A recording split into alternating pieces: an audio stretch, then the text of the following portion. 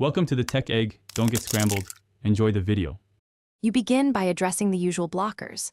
Verify your iOS version and free storage, because outdated software or no space prevents Game Center from initializing.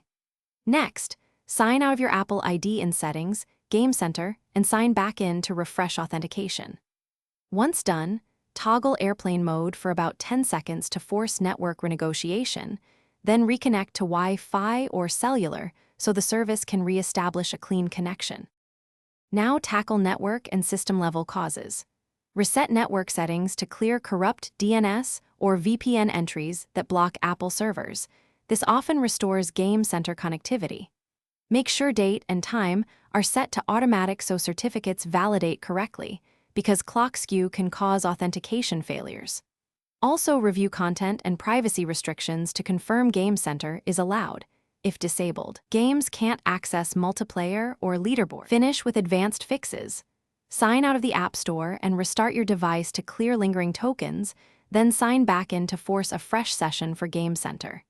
If a specific game still reports errors, delete and reinstall it so it re-registers with Game Center. If problems persist, check Apple system status and contact Apple support for account or server-side issues. Quick troubleshooting tip.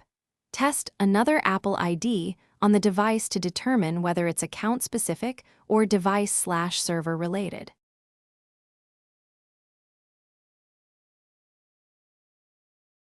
Thanks for watching. Consider subscribing if I helped unscramble your problems.